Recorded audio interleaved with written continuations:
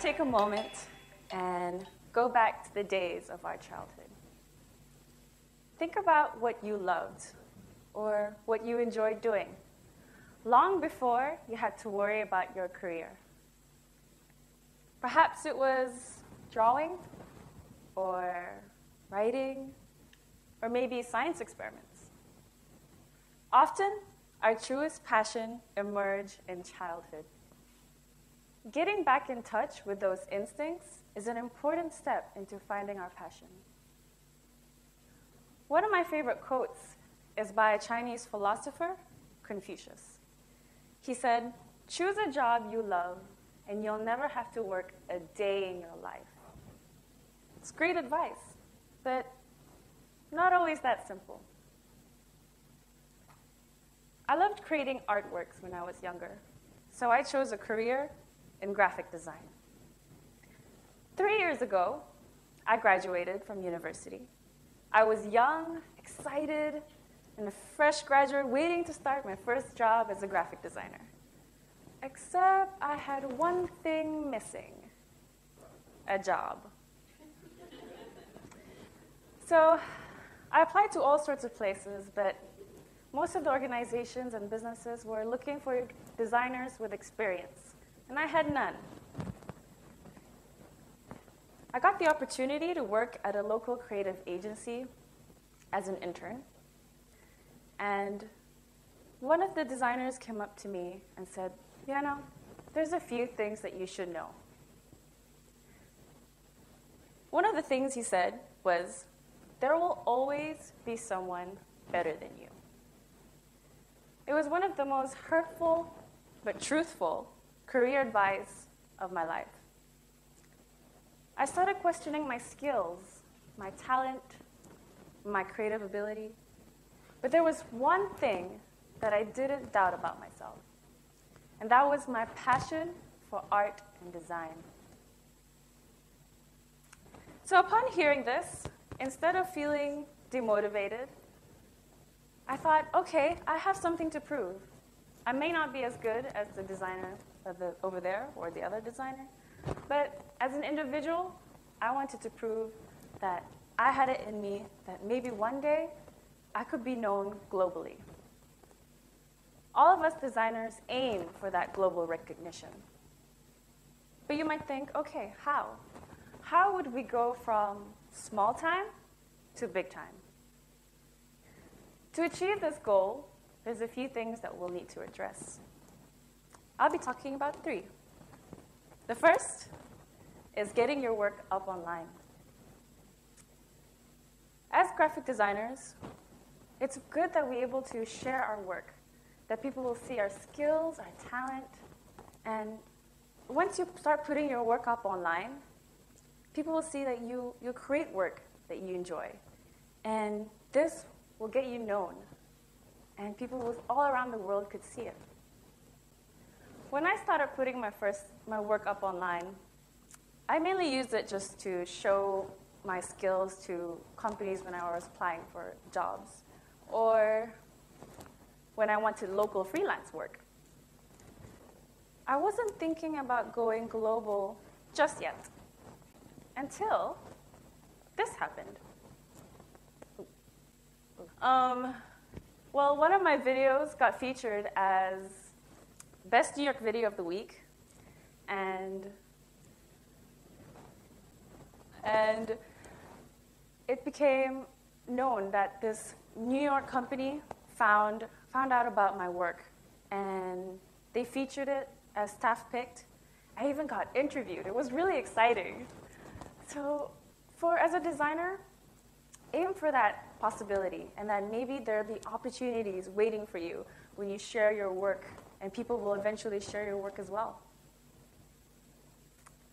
Second, I would like to talk about entering international design competitions. Yes, when you enter these competitions, you'll be going up against professionals and creatives who's been in the industry for years. It is a big competition, but you shouldn't be intimidated by that. We're all striving for that global recognition.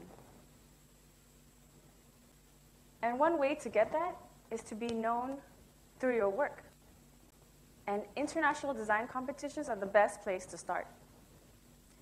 At their best, these competitions promote innovation, creativity, excellence, and sheer possibility.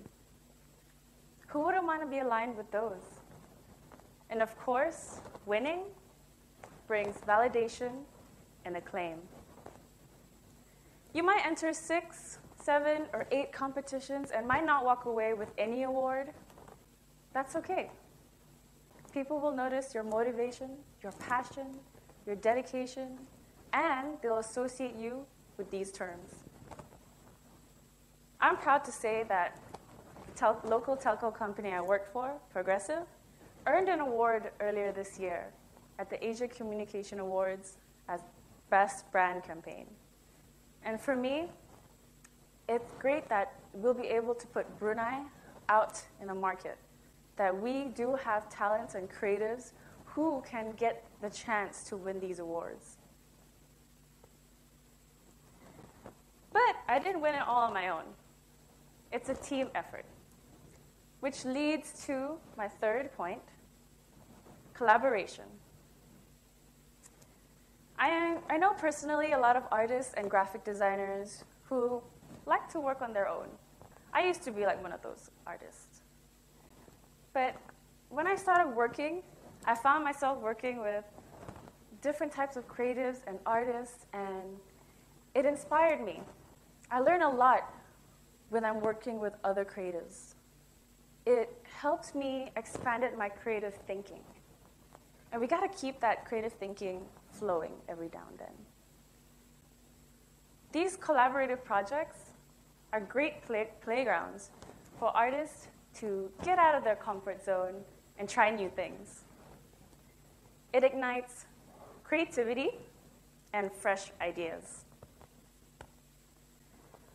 But with all that said, there's one thing in particular that every graphic designer should have, whether they're putting their work up online or entering design competitions or collaborating with other artists.